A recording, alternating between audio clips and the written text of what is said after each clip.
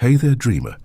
I'm SagaTwist, and tonight I'll be your guide through a land of glowing embers, dragonfire, and forgotten songs waiting to be remembered. This is Whispers Beneath the Ember Hills, a calming fantasy journey designed to help you relax, let go of the day and fall softly into sleep. So get cozy, take a deep breath and close your eyes. Our story begins where the last dragons fell silent, and one slayer dares to listen instead of destroy. Long ago, in a realm where hills glowed amber in the fading light and forests hummed. With ancient songs, there lived a dragon slayer named Caelen. Not a man of pride or glory, Caelen had silver in his hair and a softness in his gaze. His armor was scratched and dulled, not by battles alone, but by time, by wind, and by memory. He lived in a cottage tucked into the side of Ember Hill, far from any village, far from the voices that once cheered his name. Birds built nests in his chimney now. Moss softened the stones of his doorstep. And wildflowers grew where once he sharpened his blade. Each evening, Caelen would sit beside a quiet pond that mirrored the sky, its waters so still it seemed to sleep. There, he listened to the rustling reeds and the sleepy croak of frogs. He no longer hunted dragons. He hadn't for many years, not since the last great fire fell. But one night, as mist curled over the hills and stars blinked lazily above, something stirred in the old winds. A soft thrum, a vibration in the ground like a slow heartbeat deep beneath the earth. Caelen did not rise, he simply listened. He had learned, in his long and lonely peace, that not all dragons breathed fire, and not all battles needed to be fought. That night, as moonlight draped the hills in silver lace, Caelen dreamed of wings, not to hunt, but to fly, not to flee, but to rise.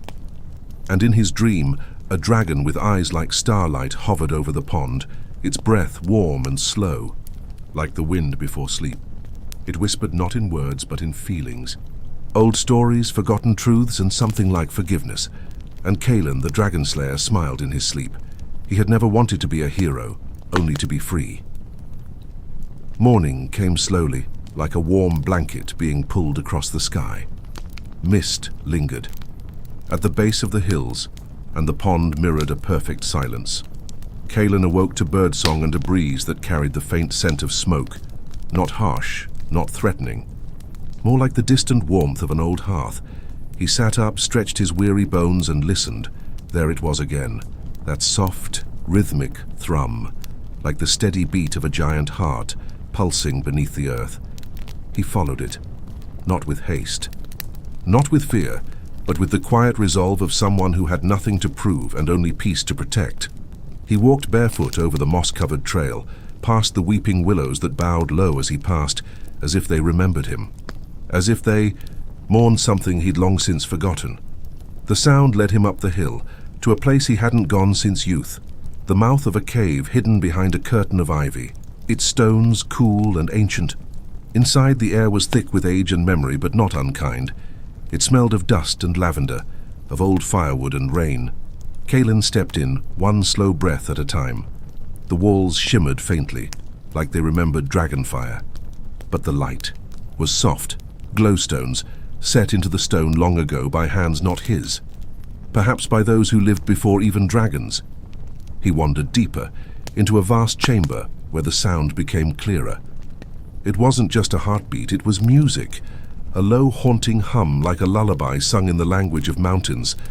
At the center of the chamber, resting upon a smooth black stone, was an egg, not a weapon, not a threat. An egg, large, scaled like opal, pulsing with warm light. Caelen stood before it, unmoving as the hum grew fuller. And in his mind he saw visions, not of fire or war, but of flight, of harmony, of dragons and humans who once shared the skies not as foes but as kin, a memory not of his own, a memory older than war. And the egg pulsed again, this time in rhythm with his breath. In that moment Caelen understood. The last dragon had not died. It had waited, not to be slain, but to be met with kindness, and perhaps to be born into a different kind of world. The days that followed passed like soft pages turning in a forgotten book. Caelen remained near the cave, building no fire, making no sound save for the quiet whispers he spoke to the egg. Not words of command, only stories, small ones. He told it about the taste of summer berries, about the wind along cliff edges, about the song of owls and the way snow fell in absolute silence, and the egg pulsed in reply, never brighter than a candle, never louder than a breath. Until, one night, under the fullness of a silver moon that crowned the sky like a queen, the cave began to glow, not with fire, but with life. The egg cracked soundlessly, the shimmer of its shells scattered like stardust into the air. And from within the hatchling emerged, small, delicate, nothing like the beasts Caelen had once faced in battle. Its wings were translucent, veined with light. Its eyes were pools of shimmering night. It did not roar. It cooed like a kitten that had just found warmth. Caelen fell to his knees, not in worship but in wonder. He reached out slowly, and the creature leaned its head into his palm. Warm, trusting, ancient, and yet brand new. The dragon let out a long, soft breath, and instead of fire, a curl of mist slipped into the air, carrying scents of wild thyme and honey. In that moment, Caelen wept, not from sorrow, but from a healing so deep it reached places he hadn't known were wounded. He whispered, "Welcome," and the dragon blinked slowly, its breath sinking with his, calm and measured. Outside, the hills shimmered under moonlight. The pond reflected the stars, and deep within the cave the last dragon nestled beside the last slayer. Neither enemies nor legends anymore, but something simpler, something softer. Just two souls keeping each other company. Morning came quietly, as it often does in lands that have forgotten war. A warm light crept into the mouth of the cave, wrapping the stone walls in gold and lavender. The hatchling stirred beside Caelen, its body curled like a sleeping fawn, wings tucked close, breath slow and even. Caelen didn't speak. He only watched, his heart full and still. When the dragon opened its eyes, they glowed softly in the morning sun. Not fierce, not wild, but clear, curious. It stood on wobbling legs, stretching its delicate wings. And Caelen, old but steady, stood too. No saddle, no reins, no armor, only trust. He stepped outside the cave and the hatchling followed, its claws clicking gently against the smooth stone. Birds chirped in the distance, and wind moved through the grass like a lullaby. They walked, not far, just over the ridge, past a stand of willow trees, and down a slope where the earth dipped into a hidden valley. There, the world opened wide. The grass was tall and golden. A stream wound through it like a ribbon of light. Wildflowers bloomed in gentle waves, and butterflies danced between them like falling petals, and not a single blade of steel had ever touched this place. Caelen knew it immediately.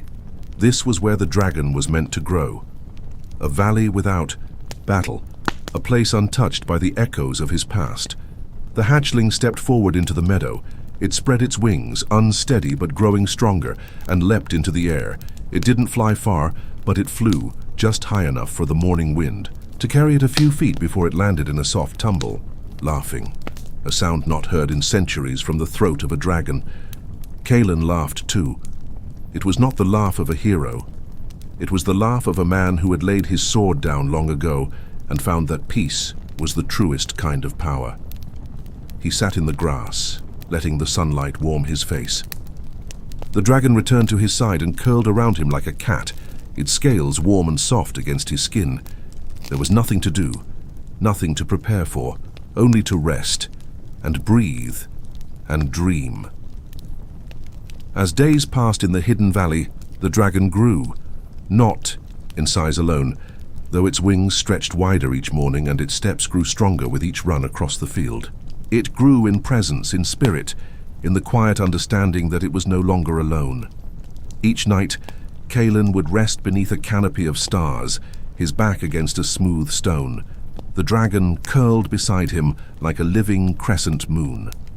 They needed no words, but sometimes Caelen spoke anyway, soft stories spoken like prayers, not to teach but to share. He told the dragon about the stars, that each one had a name and perhaps even a story. That in the old days, People used them to guide their ships, their feet, even their hearts. One night, when the moon was only a pale ghost above them, the stars burned especially bright. The dragon, now twice as long as Caelen was tall, looked up at the sky with wide, glowing eyes. And then it did something it had never done before. It pointed, with one shimmering claw, toward a cluster of stars. A soft trill rose from its throat like a note in a forgotten song. Caelen followed the gesture and saw the constellation. A gentle curve, like a wing in flight, with one single star burning brighter than the rest. "You see that one?" he whispered. "That's the old star they called Vera. It meant the one who flies between storms." The dragon trilled again, louder this time. Its tail curled inward, its breath shimmered in the cool night air, and Caelen smiled. "You like that name." The dragon blinked slowly, then lowered its head, pressing its brow gently to Caelen's chest. "Then Vera you are," he said. The stars above didn't flicker. They burned steady, as if they too had waited for the naming. And from that night on, Vera flew a little higher, slept a little closer, and when it dreamt not of fire or flight alone, but of stories and stars and the one who named it with kindness. Morning came quiet, as always, but with a new kind of energy. The air smelled different, not of dew or grass, but of sky, of far-off lands and stories waiting to be told. Vera was ready. She circled higher now, lifting off from the valley floor with graceful loops, gliding between the hilltops. She didn't fly far, never out of sight, always returning to Caelen with a flick of her tail and a low, affectionate hum. But today, she hesitated. She landed beside him, tilting her head, her silver blue eyes locked on the horizon. A horizon she had never crossed. Caelen felt it too, a tug in his chest. The kind of ache that isn't pain, but knowing something is about to change. He looked at her, brushing his hand along her scaled cheek. "How you want to go?" he said gently. She chirped once, soft but sure. Caelen smiled, though his heart fluttered like leaves in a strong breeze. "Then go. The sky is waiting." But Vera didn't move. Instead, she lowered herself to the earth, motioned with her wing, and waited. Caelen blinked. "You want me to come?" Vera breathed out, warm and slow. Then she looked at the saddle he'd never built, the reins he'd never made. There would be no harness, no straps, only trust, only love. Caelen stood. His joints ached. His bones reminded him of every year he'd spent on battlefields. But his spirit was light. Lighter than it had been in decades. He climbed onto her back, his hands resting gently against her neck. No command, no words, just breath. And with a graceful leap, Vera rose into the air, wings wide, catching the sunlight, lifting them higher and higher until the valley below faded into a patchwork of green and gold. The wind whistled past his ears. The clouds brushed against his face like curtains of mist. And for the first time in his life, Caelen was not falling into battle. He was rising into peace. They flew for hours, over quiet forests, across glittering lakes, past mountain peaks that touched the sky. Vera cried out once, a long joyous sound that echoed through the open blue. And Caelen, old tired Caelen, laughed. He laughed with his whole soul, because he had never felt more alive. The wind had quieted. Above the world, Vera soared in silence, her wings barely moving, riding currents that whispered of places unmarked by maps or memory. The sky was endless, painted in gentle hues of pearl and silver. Below them, a sea of clouds rolled like soft tides, billowing, glowing, breathing. And then Caelen saw it, an island, floating. Not above land, but within the clouds themselves. It shimmered softly, not like gold or fire, but like moonlight touching, still water. Green and silver trees swayed without wind. A waterfall poured over the edge and simply vanished into mist. Vera circled once and then descended, landing gently upon a bed of moss that felt like velvet beneath Caelen's boots. He dismounted slowly. The air here was unlike any he'd breathed before, cool and sweet and full of old dreams. Birds that didn't sing but hummed, flitted between the trees. Crystals grew from the earth in slow spirals, pulsing like sleeping hearts. And there, at the center of the island, stood a tree taller than any tower Caelen had ever seen. Its bark shimmered like polished stone, and its leaves were translucent, catching and bending light into soft rainbows. He stepped closer. There was a feeling here, not of being watched, but being remembered. Like the island itself knew his name. Maerin sat beside him, her wings folded, her gaze serene, and then from the base of the tree, light began to rise, soft and swirling. It took the shape of a figure, neither man nor woman, neither young nor old. A guardian of memory, or perhaps a memory-given form. It spoke not aloud but in Caelen's thoughts. "Welcome, Dragon Keeper. You have returned not with blade, but with heart. Few find this place. Fewer still are invited to stay." Caelen did not answer. He only bowed his head. The island holds those who have laid their burdens down. Would you rest a while? Not forever. Just long enough to remember the sound of stillness. Caelen looked to Maerin. She blinked slowly, her breath steady, and Caelen, who had once crossed burning fields and battled beasts, sat down beneath the tree. The grass was warm. The silence was deep. And for the first time in many years, he felt no need to move, no need to guard or prove or fight, only to breathe, only to be. And the tree above them began to hum, a low, slow lullaby as the sun slipped, gently into cloud. Caelen slept beneath the great tree and Maerin beside him, her body curled like a crescent moon. The light of the island shifted as they rested, glowing pale blue, then silver, then rose-pink like dawn beneath closed eyelids. And as sleep deepened, the air changed. The soft hum of the tree wrapped around Caelen's mind like a familiar song, and then slowly his dreams took shape. But they weren't like ordinary dreams. These didn't drift or tangle. They arrived gently, like pages turning. He stood inside one, a warm kitchen, stone walls, a wooden table, the smell of tea steeping, and laughter. His laughter, younger and full. Across the table sat a girl with wild hair and a crooked smile. His sister, long lost to time, she looked up. "You never stopped looking," she said, not with blame, but wonder. And then the dream shifted. No pain, no sharp edges, just another memory, a forest, rain tapping on leaves. He was younger again, holding a carved wooden dragon, a gift from his mother. She crouched beside him, her arms wrapped around his shoulders, her voice soft in his ear.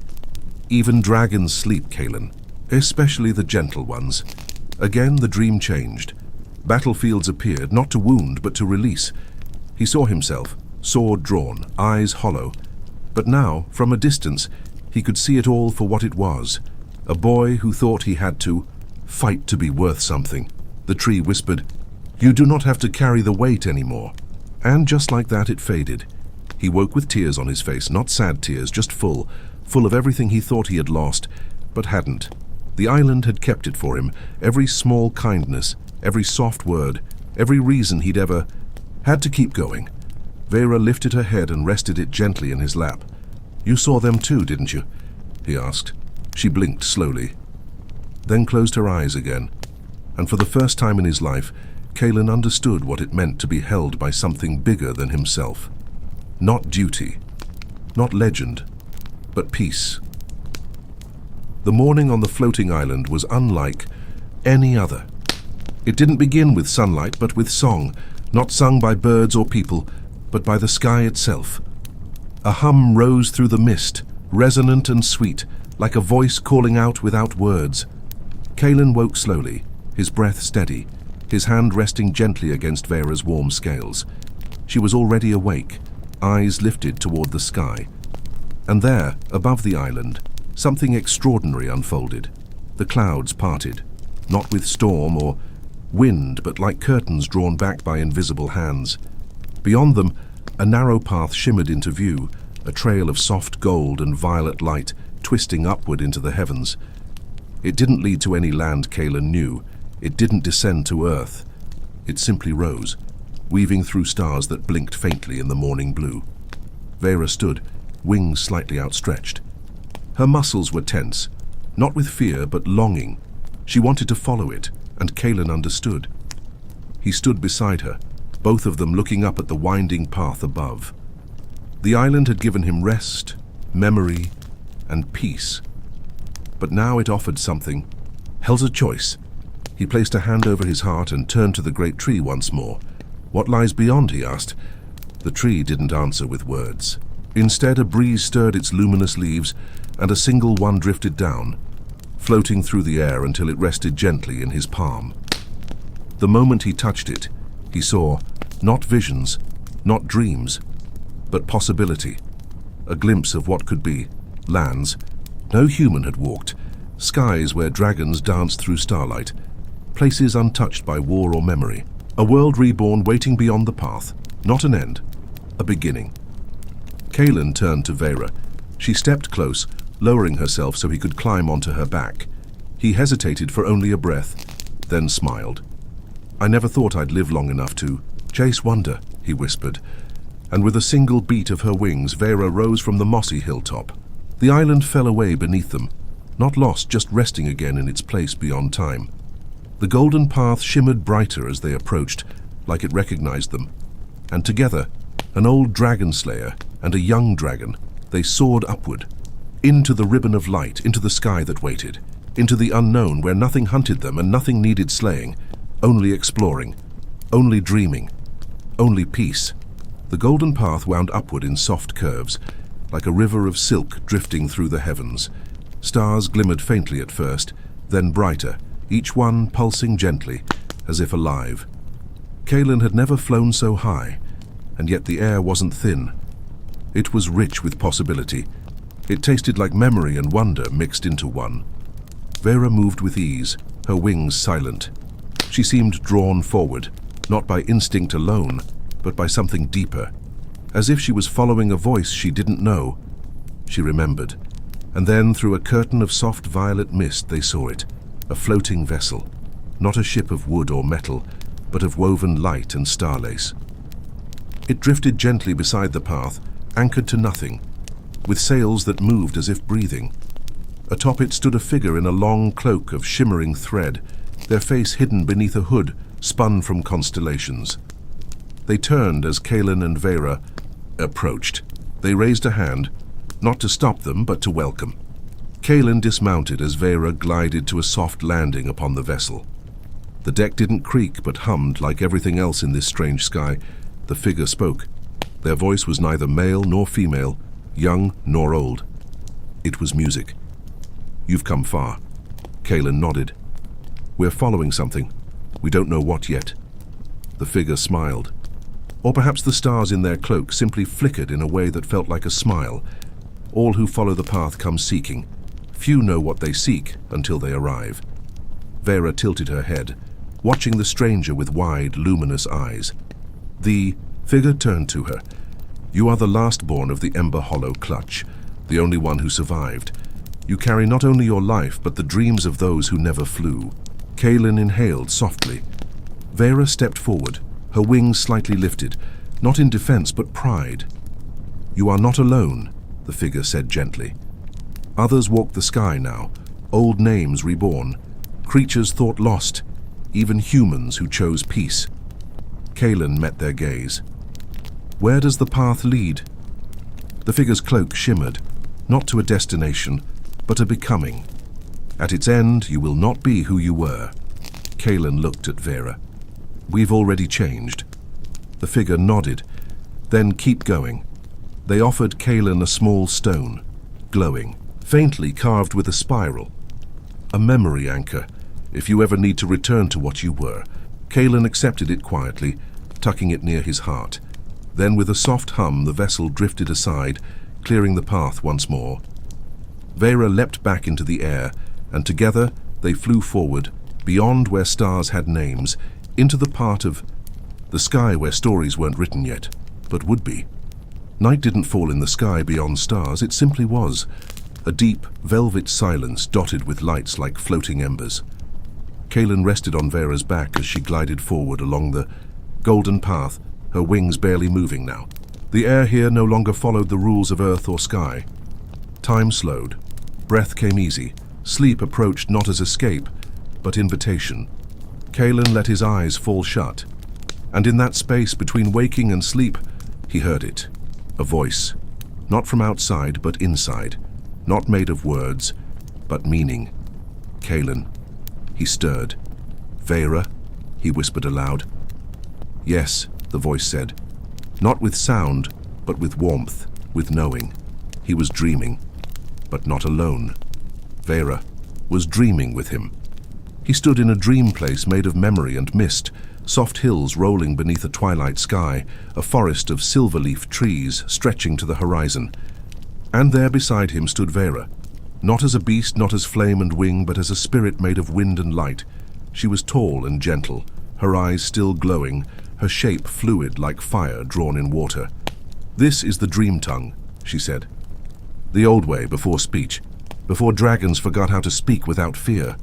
Caelen stepped closer, wonder blooming in his chest. You've been trying to talk to me. Vera nodded slowly. I learned from you. Every story, every silence. You didn't teach me words. You taught me kindness.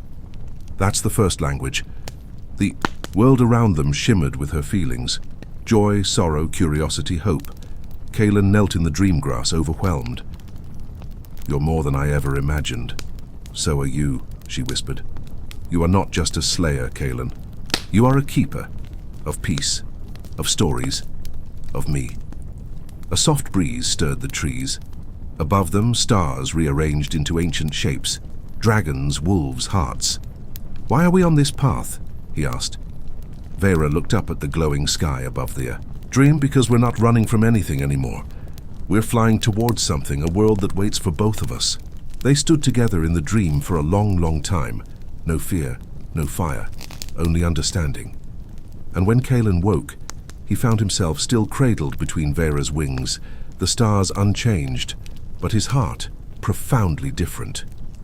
He wasn't just flying with a dragon anymore. He was flying with a friend. The golden path narrowed now, threading between great pillars of crystal that floated like ancient spires, suspended in stillness. Each one shimmered faintly, reflecting Caelen and Vera as they passed, but never quite perfectly. One reflection blinked late, another moved just slightly out of sync. The air here was heavy, not with danger, but with memory. Vera slowed. Caelen sat upright, alert, and then they saw it, a great basin in the sky, a shallow valley carved from light itself. At its center swirled a pool, wide and silent. Not water, not light, but something in between. Its surface shimmered like silver silk, rippling in moonlight. The mirror fall. Vera landed without a sound. The stars above seemed to dim slightly, as if bowing in respect. No sound stirred, no wind moved. Caelen dismounted and stepped toward the pool. He felt no fear, just gravity. Not the kind that pulls your body, but the kind that tugs at your soul. He looked down and saw another version of himself, younger, sharper, colder.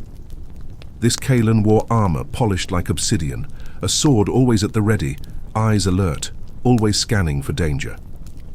No dragon stood beside him, just a mountain of bones in the distance. He was a dragon slayer. Still. Forever. Caelen didn't flinch.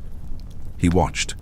The reflection turned to him slowly and said nothing, but its silence echoed with the weight of what could have been a life of blood, of endless hunts, of loneliness hidden behind pride. Then the image changed. Now he saw himself laughing, older, softer, at peace, children climbing over his shoulders, Vera curled nearby like a guardian maid, of warmth. A village in the distance, a life lived slowly. Both versions stood side by side in the reflection. Both were him, but only one felt true. Caelen closed his eyes and whispered, "Thank you." But no. The pool rippled, and when he opened his eyes, it showed nothing at all, just sky, just stars, just now. Behind him, Vera stepped closer to the water's edge, and her reflection was not of herself, but of many. A whole clutch, wings folded together, laughing, flying, living. She made a soft sound, half breath, half cry. Then she stepped away, and the image dissolved. They didn't speak. They didn't need.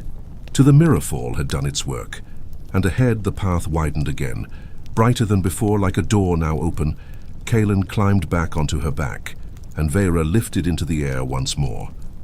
This time, with nothing left behind them, only the future ahead. As Vera soared higher, the air grew luminous. No longer blue or black, the sky turned to soft pearl, shimmering with pale threads of silver that curved and spun in great spirals across the heavens. It was no longer a sky to be flown through, but a sky to be felt. The stars here were vast and close, not distant pinpricks, but glowing shapes that moved like dancers caught in slow celestial rhythm. This was the silver constellation, not a place, on any map, but a passage, a rite, and it began to sing, not with words, not with instruments, but with tones that felt like light on your skin and warmth in your bones. A harmony that rose up from nowhere and wrapped around Caelen like a lullaby from a time before time. He held on to Vera tightly, not because he feared falling, but because he didn't want to lose the moment. Vera's wings caught the song and carried it. Her body moved not with force but with grace, weaving between arcs of starlight that curved like bridges of sound. She closed her eyes. She knew this place. Here dragons had once been born from breath and starfire. Here they had once whispered their first names into the sky. Caelen felt his chest ache, not from sorrow, but from the deep, heavy beauty of it. All and then the notes shifted, a lower hum beneath the melody. A tone made not of light but of memory, a song for him. It showed him the boy he'd been, alone, afraid, gripping his sword as tightly as he gripped his fear. And then it showed him now, his hand not on a blade, but resting on Vera's back. His face open, his eyes steady. The music deepened, wrapping around him like a warm cloak. And Caelen did something he hadn't done in years. He closed his eyes accused and he sang back, not with skill, not with training, but with truth. A single note, raw and clear. The constellation responded instantly. Stars pulsed in time with his voice. Vera let out a low, beautiful trill in harmony, and for a moment the sky itself seemed to pause and listen. Then the song faded, slowly, gently, like mist at dawn. The light softened, the silver constellation thinned, and ahead a new part of the path appeared, not made of gold, but of dreams. Caelen and Vera flew toward it in silence, their hearts full of music they would never forget. The dream path beneath Vera's wings turned darker now, not with shadow but with quiet. The stars thinned, the music faded, and ahead, the sky folded inward into a soft hollow of velvet dusk, a place that felt outside of time. Caelen felt it, before he saw it, a presence not threatening, but ancient, familiar. Vera slowed, and a gentle wind carried them into a clearing of floating stones, each inscribed with glowing runes. At the center, there stood a figure cloaked in deep green, their back turned, hands folded behind them. They did not move as Caelen dismounted, but when his feet touched the stone, the figure spoke, not loudly, not urgently, but as if they had been waiting forever. "You came, Caelenth of Erin Hollow." The name struck him like a bell ringing in his bones. No one had called him that since before he became the Slayer, since before the wars, since before the scars. He hadn't even remembered it fully. He stepped forward, breath caught in his chest. "How do you know that name?" The figure turned. They were old, not in body but in soul, eyes like forest leaves at the end of autumn, hair silver as starlight. They looked at him with the expression of someone seeing a long-lost child return home. "I knew you before the blade, before the blood, when you still carried stories instead of sorrow." Caelen's lips trembled. "Were you—" "Yes." A faint smile. "I was your storyteller." The firelit evenings returned in a flood, the flicker of candles, the voice from the corner of the village square, tales of dragons not as monsters but as guardians, of sky paths, of names that held magic. You used to say I'd fly someday, Caelen whispered. The figure stepped closer. And now you do, but not on wings of your own, on trust. They looked toward Vera. She carries you not as a burden, but as a bond. Vera lowered her head slightly in silent agreement.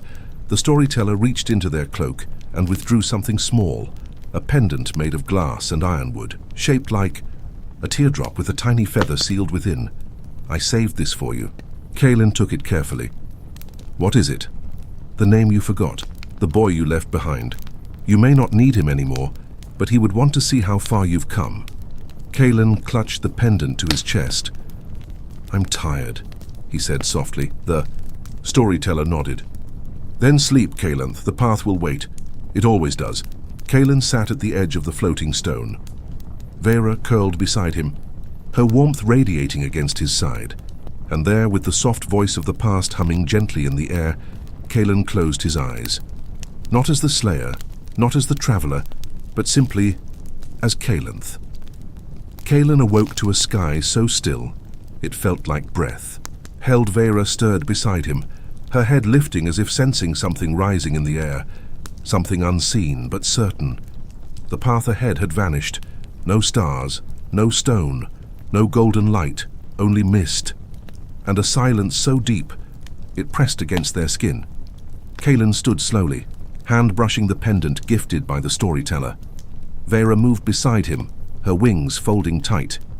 Then, without a sound, the mist around them began to swirl, rising in columns, curling in slow spirals until the sky itself opened into a vast glowing chamber of clouds and light. A voice spoke, not from a mouth, not from any direction, but from everywhere. Caelen of Maerin Hollow. He inhaled sharply. You who hunted flame, you who chose mercy, you who sings to the stars. Vera stepped close, brushing against his arm. You have reached the sky's trial. This is not a test of might, but of truth. Answer with your heart, or turn back forever. Caelen straightened, his voice steady. I'm ready. The mist before them parted, and a figure emerged. It was him, but not like the mirror fall where he saw who he might have been. This was different. This Caelen looked exactly the same, but his eyes held something hollow. He walked forward, blade. In hand, a hunter's cloak around his shoulders. I gave up less, the reflection said. I kept the power, the purpose I never forgave. Caelen didn't move. The voice spoke again. Will you face what you could have clung to? The reflection raised his blade, not to strike, but to offer. Take it back, he said. Be feared, be strong, be safe. Caelen reached out and gently pushed the weapon aside. I don't need it, he said. Not anymore. The sword vanished. So did the reflection. The mist shifted. Another figure appeared. This time a dragon. Vast, beautiful, radiant, but caged. Its wings clipped. Its eyes dim. It stared at Vera and spoke in the voice of ages past. Would you keep her even knowing what she could become? Even if she left you behind? Caelen didn't hesitate. I would set her free, even if it broke me.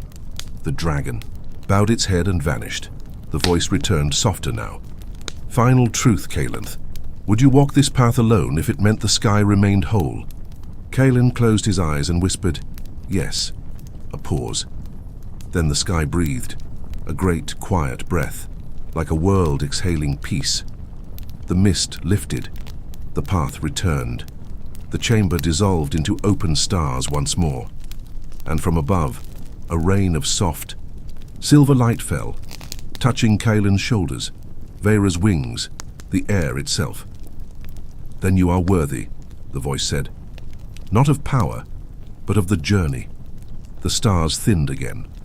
Not from cloud nor distance, but as if the sky itself were drawing to a close. Caelen and Vera flew in silence, side by side now, her wings gliding gently, his hand resting on the ridge of her scales. Neither spoke, they both felt it. Ahead, the golden path ended, not abruptly, not cruelly, but like a song reaching its final note. The horizon bled into silver mist, and then nothing, a vast soft nothing. It wasn't frightening, it was beautiful. The edge of the world. No one had ever found it before. Not truly. Not in scrolls or stories or stars. But Caelen knew. They had reached it. Vera hovered at the edge, her wings barely stirring the air. Below them, the world fell away into a shimmering ocean of sky glass, reflecting not what was above, but what was within. As Caelen looked down, he didn't see clouds or shadow. He saw memories.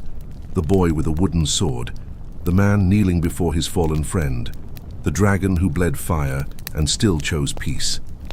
The stars whispered like wind through leaves, and then, from deep within the mist, something stirred, a ripple, a presence.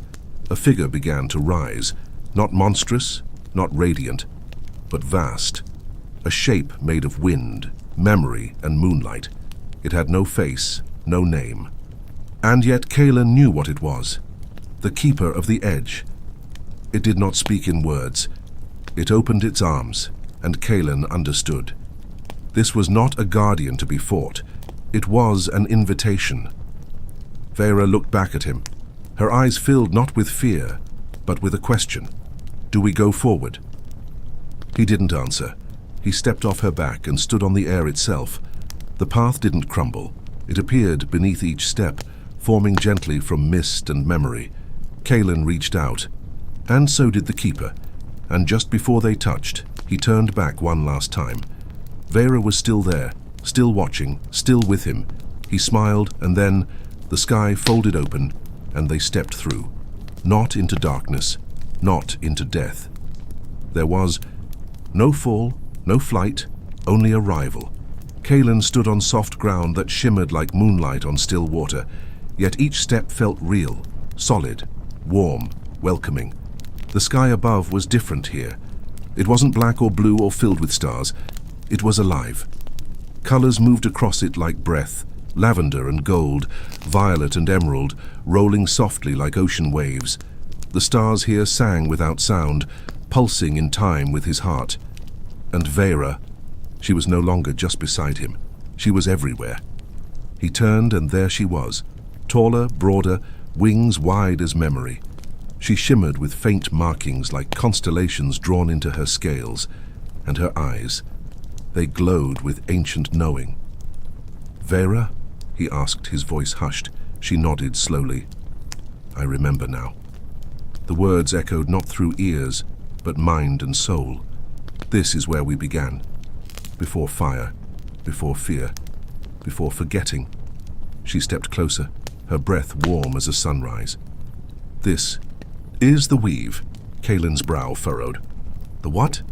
She lifted her wing, and the land around them rippled. Mountains rose from mist. Forests bloomed from breath. Waters shimmered from thought. It is not a place, she said. It is what remains when all things fall away, truth without name. The space between stories. Caelen felt something rise within him.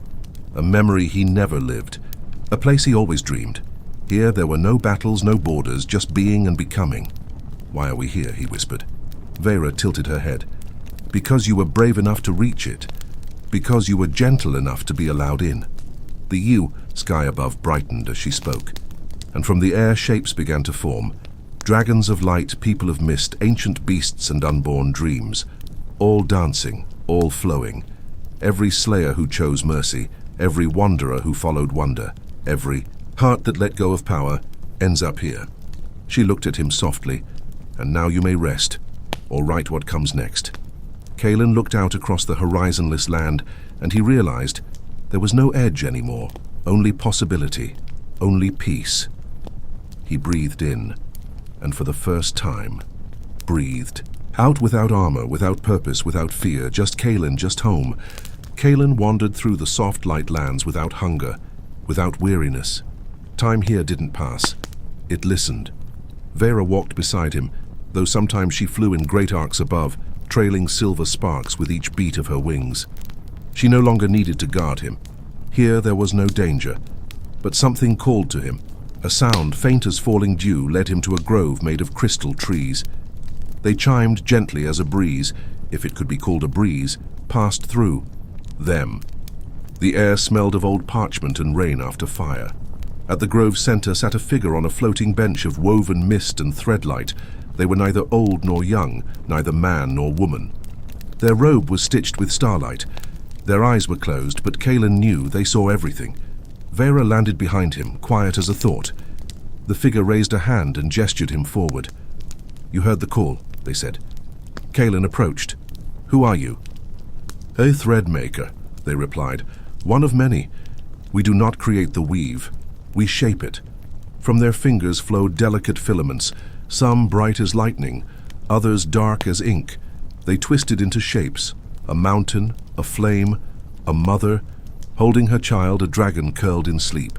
Each thread sang, each thread was a story. "And now," the threadmaker said, "you may weave as well." Caelen hesitated. "I don't know how."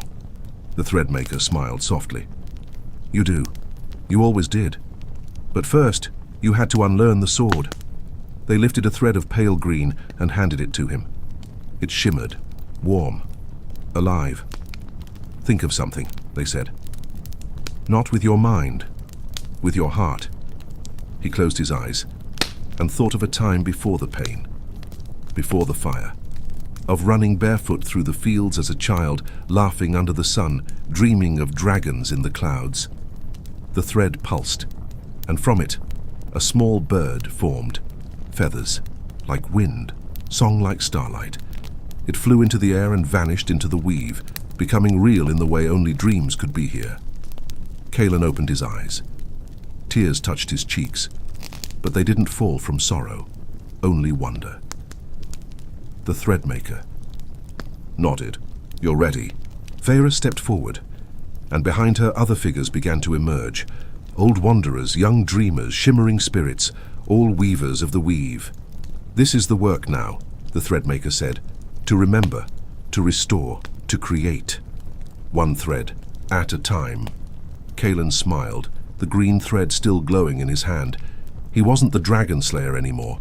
He was something more, something gentler, something true.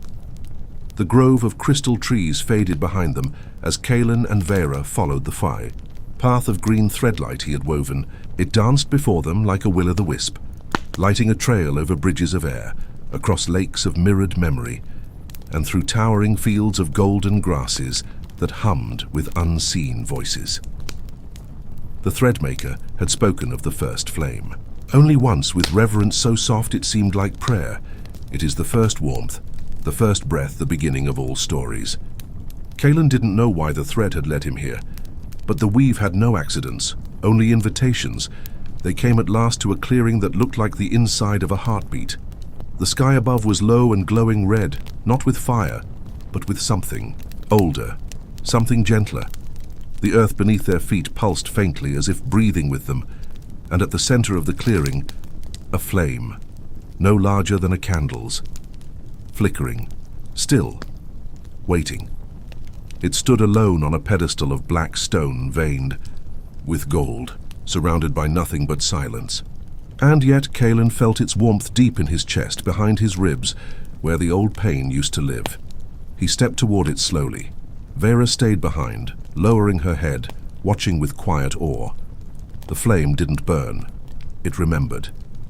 As Caelen drew near, the flame shifted, not outward, but inward, reaching into him, and he saw his first breath as a newborn, his mother's voice, his first story told beneath the stars, the fear he once carried, the mercy he chose instead, the loneliness, the song, the strength he didn't know he had.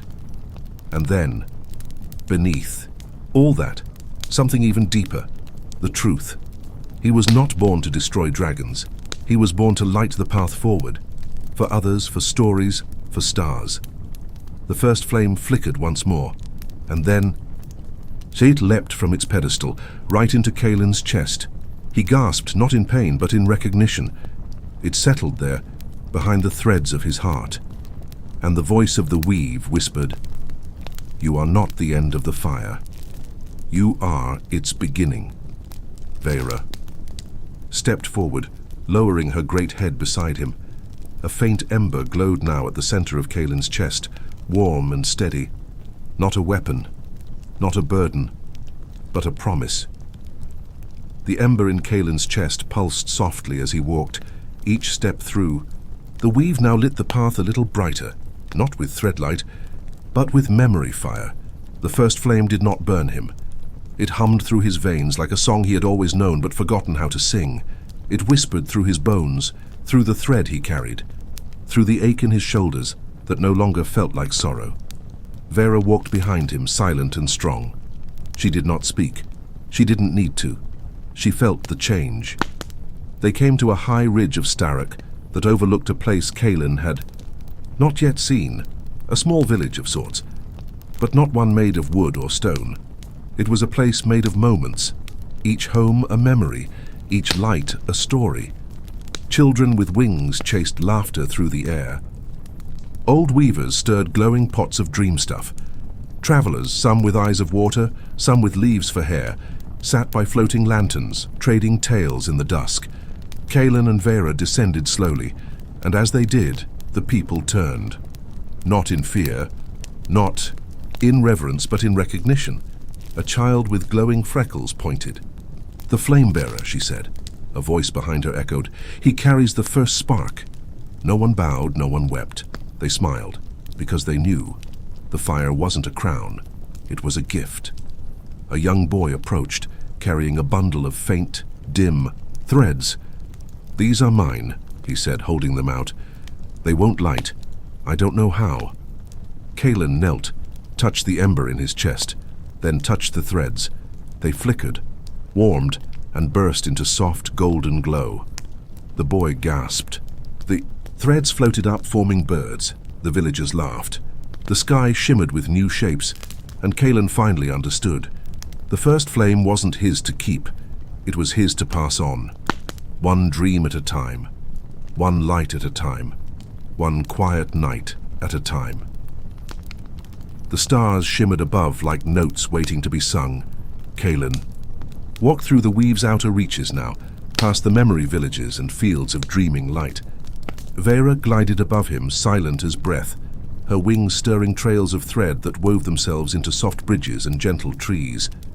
The ember in his chest glowed like a lantern, and ahead, past where even the sky hesitated, waited a hill of silence. It was bare, grey, forgotten. No threads grew there, no memories stirred, just stillness. At its summit sat a figure, hunched, wrapped in layers of ash-colored cloth.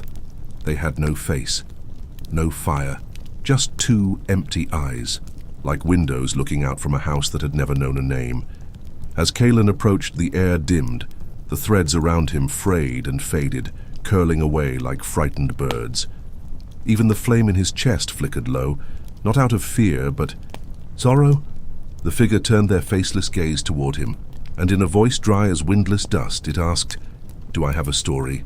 Caelen felt the question settle deep in him. Heavy, ancient, true. The storyless one had no past to remember, no dreams to return to, no beginning, only a long, soft absence.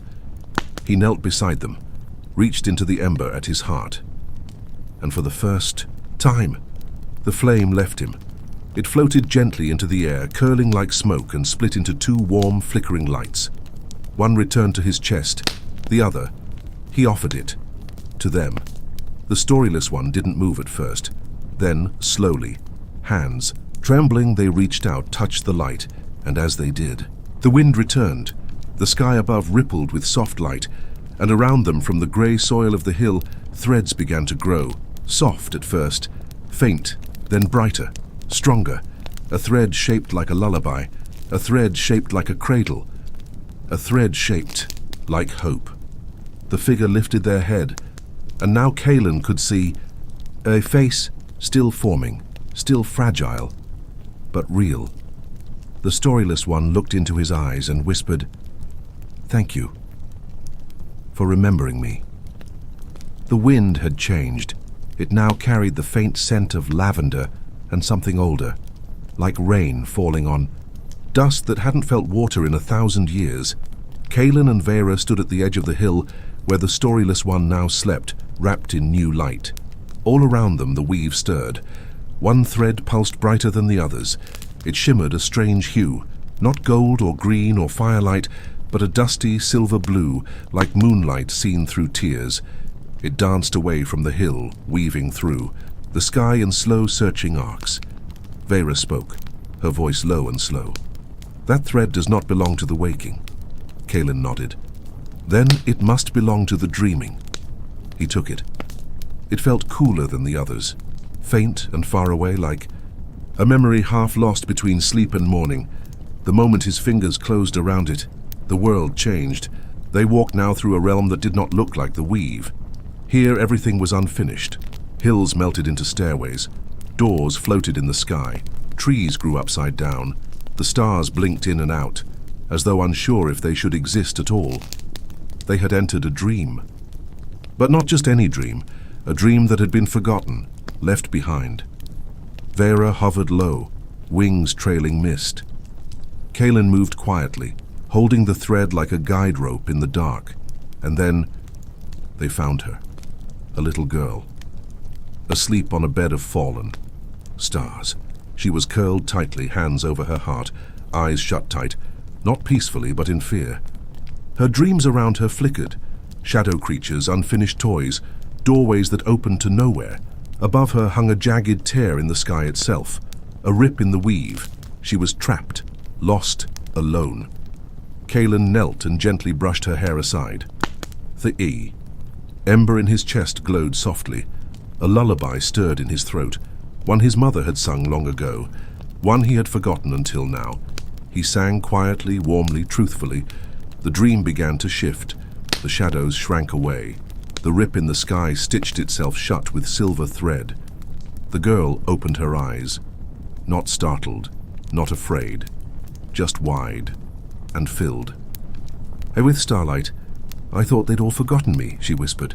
Caelen smiled gently. "Even dreams that are lost and can still be found." After returning the little girl to the heart of the weave, where her dream could rest and bloom, again Caelen followed a pull he did not fully understand. The ember in his chest, steady now, glowed dim but determined. Vera flew ahead. She did not speak. She only looked back once, with eyes that shimmered like dawn breaking over stone. And Caelen knew they were nearing the end, or perhaps the beginning of something else. They came upon a gateway unlike any other in the weave.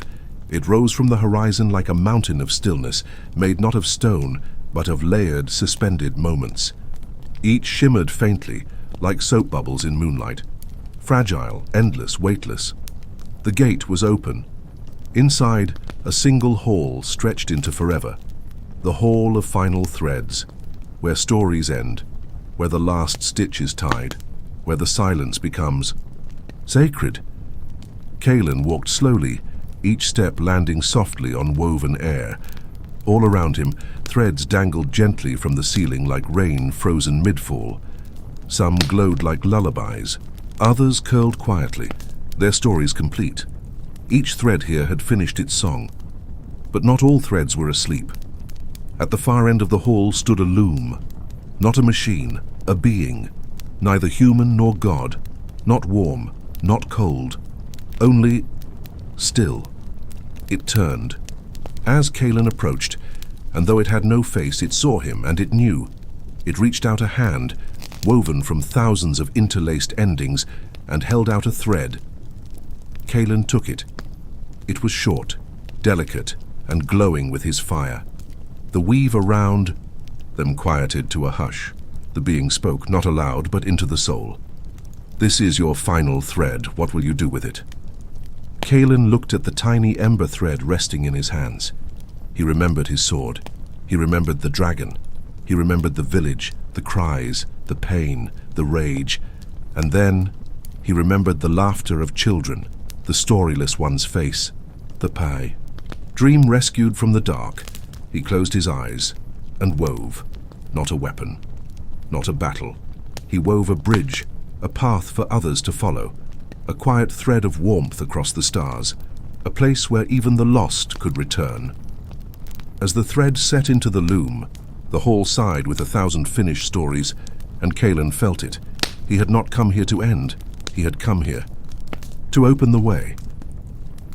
Long after Caelen stepped from the hall of final threads, The bridge he had woven shimmered across the weave like a gentle path of morning fire, soft gold and ember red, flickering without burning. At first, it was silent, untouched, invisible, to all but those who truly needed it. But then one by one they came. Not heroes, not slayers, just seekers. A boy whose voice had been taken by grief stepped onto the bridge, and it hummed beneath his feet, giving shape to the words he could no longer speak. As he walked, his silence became song. A woman who had run from her past found herself at the bridge's edge. She hesitated, trembling, but the fire did not judge her. It welcomed her. Each step she took lit the memories she thought unworthy, showing her how even broken stories hold beauty. A child who had never dreamed stepped onto the bridge and fell asleep mid-step, curled in the glow. The bridge carried her forward gently, cradling her in light spun from Caelen's flame, and far behind them, watching from the shadows of unlit threads, stood the dragons. Not beasts, not villains, just old beings, waiting to be remembered differently. Maerin landed upon the bridge's highest arc, her wings folding gently around her. Her eyes, vast and ancient, gazed across the growing glow. She spoke to no one, but her whisper reached everything. This is the fire that does not burn. The fire that welcomes. One smaller dragon, scales dulled by centuries of silence, stepped onto the bridge. It shivered, waited, and was not turned away. Somewhere beyond the weave, Caelen stood in a field of stars, watching the bridge from afar, the ember in his chest still burning, steady as a lullaby. He smiled. He was no longer a dragon slayer. He was a threadbearer, a flamekeeper, and the world was brighter for it. The bridge shimmered like a river of stars beneath Caelen's feet. Though he no longer walked as a slayer or seeker, he wandered still, part guide, part memory, part flame. The weave stirred gently around him. More and more dreamers walked the bridge now.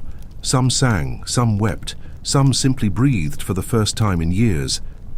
And then he saw her, a figure standing still at the edge of the ember light just before the bridge began.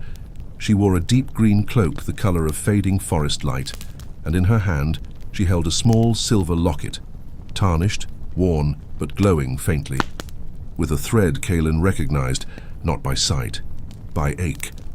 She stepped onto the bridge without hesitation, her footsteps silent. As she approached, the firelight responded, not brighter, not louder, but quieter. As if listening, Caelen waited. And when she stopped before him, she looked up with eyes that shimmered with memory. "You knew my father," she said. Caelen blinked. His voice caught in his throat. "Who?" She held out the locket and opened it. Inside was a tiny thread woven tightly and wrapped around a single scale, a dragon's scale, but not just any. His dragon, the one from the mountain, the one he had slain, the one that had stared at him with sorrow instead of rage, the one that in his youth he thought had been evil. The girl's voice was gentle. "He wasn't trying to destroy the village, he was protecting me. They thought I was cursed because of what I could do. He carried me away and hid me until the fire died down." Caelen fell silent. The ember in his chest flickered, not in shame, but in realization. The slaying had never been about evil. It had been about fear, misunderstanding. A story written too quickly. The girl reached out and touched his hand. The locket's thread extended, glowing softly, and connected itself to the bridge. And in that moment, the path lit further ahead, past sorrow, past regret, into healing. "There's more of us," she whispered. "Others with dragon blood, hidden, quiet, waiting." Caelen nodded. He did not apologize. He did not explain. He simply said, "Then we will make space for them too." Caelen and the girl, whose name he now knew as Maerin, traveled together across the Ember Bridge. Behind them, dreamers continued to walk, but ahead lay only mist and whispers. They followed a thread that pulsed not with light, but with sound. It was barely audible at first, a distant hum, a lullaby sung by a world before memory.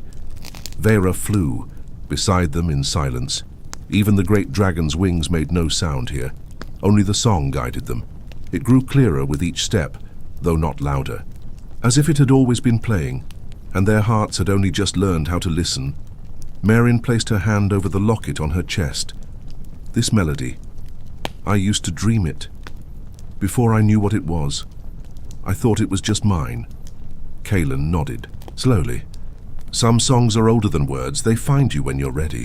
Soon the bridge ended, not in a cliff, not in a door, but in a cave, its mouth yawning wide beneath a sleeping mountain cloaked in mist.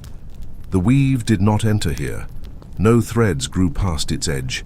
This was older than the weave, older than dragons, older than fire. They stepped inside, and immediately the melody surrounded them.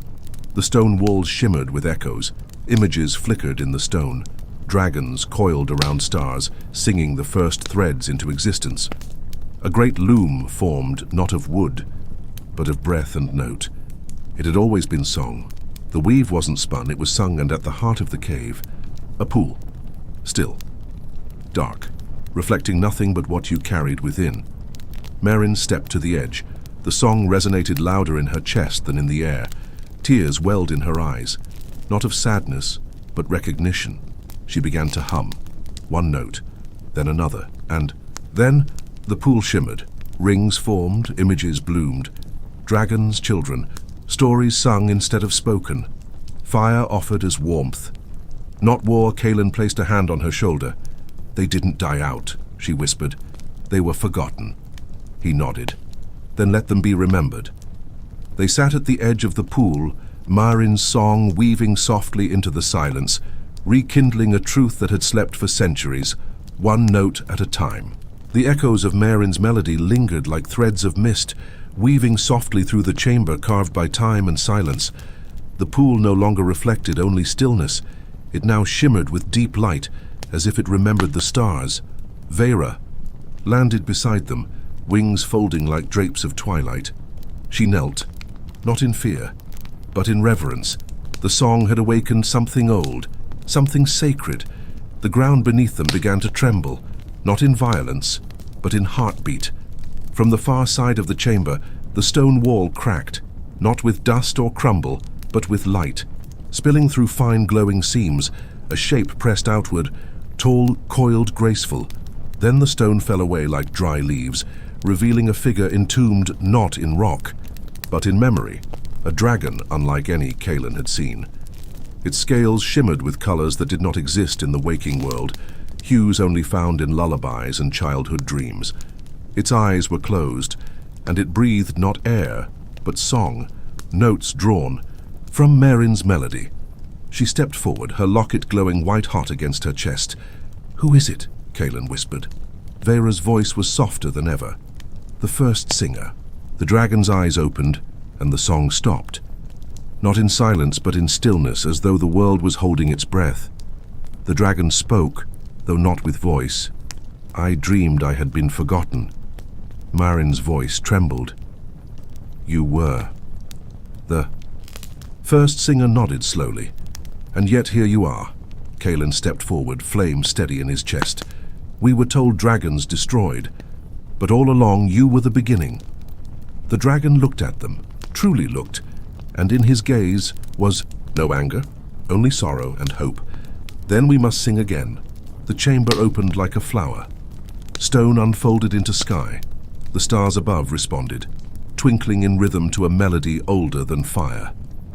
The first singer rose from the cave, his wings stretching wide, catching the song in their shape. And when he soared into the night, the weave shimmered across the heavens. A new thread had begun. The first singer soared through the heavens, his great wings unfurling music across the sky like brushstrokes on a canvas of night. Behind him the air shimmered, rippling, rewinding, restitching. Caelen, Maerin and Vera stood at the cave's edge, watching the sky shift. It was no longer simply night, it was thread. The stars, once scattered in quiet constellations, now aligned, into patterns, twisting, spiraling, singing. Maerin clutched her locket tightly. "He's singing the weave awake." The stars responded, notes falling from their light in tiny glowing threads. They drifted downward like soft rain, weaving themselves into the bridge below, strengthening the paths between dreamers. One thread fell into Caelen's hand. It hummed with warmth. Not fire, not battle, but healing. A memory he hadn't known he'd lost came back. His mother's lullaby hummed beneath candlelight in a home long gone. The thread pulsed gently with that memory, as if stitching it back into his soul. Vera spoke quietly. For centuries the stars observed, watched, waited. Now they remember their part in the song. Maerin turned to Caelen. If the stars are weaving, what will become of the weave itself? He looked down at the bridge, the ember path glowing brighter with every step taken by the dreamers who walked it. It will grow, change, heal.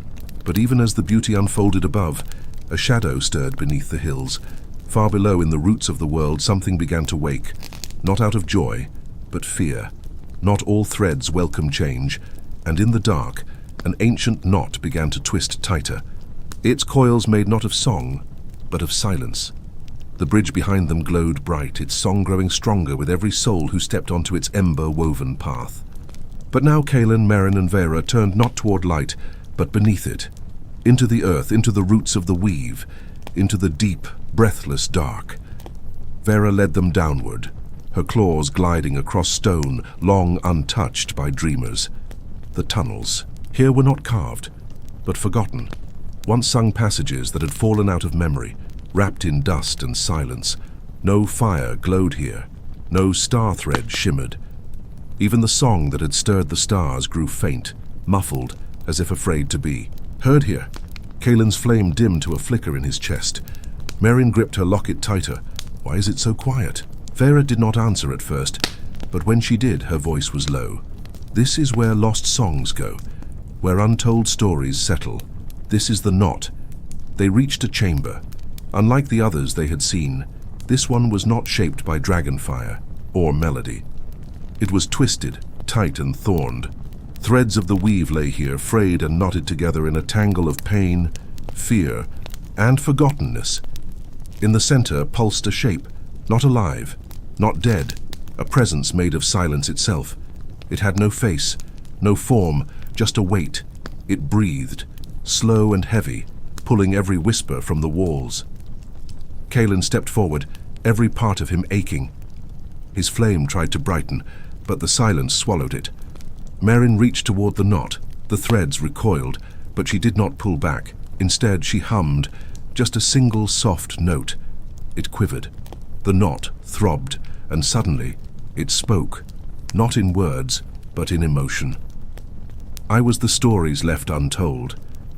The names never sung. I am what you chose not to carry. Tears welled in Maerin's eyes. We didn't forget you to be cruel, she whispered. We just didn't know how to carry it all. The knot pulsed, and for the first time, it loosened. Just a little Caelen stepped beside her. He placed his hand on the frayed edge of the knot and whispered, "Then we remember now, not to fix, not to change, but to hold." The silence didn't vanish, but it softened, and in that softening, a single thread unwound from the knot and floated into the air, glowing dark blue like the last moments before dawn. It spun gently, waiting to be woven again. The chamber of the knot remained behind them, gentler now, no longer clutching the forgotten with fists of shadow, but instead offering a quiet release. The single dark blue thread floated between Caelen and Maerin as they climbed back toward the surface, its glow like the deep hush before sunrise. Vera flew ahead, guiding them once more into the world above, where the stars still shimmered with soft song, and the bridge of emberlight stretched wider than ever.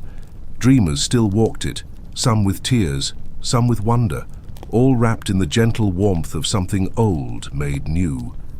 But the first singer waited at the summit of the sky, wings unfurled, heart alight. "You carry the last of the story," he said, his voice a chord that stirred the winds and calmed them all at once. Maerin stepped forward, holding the thread in her hands. "It's not broken," she whispered, "only waiting." Caelen placed a hand over hers.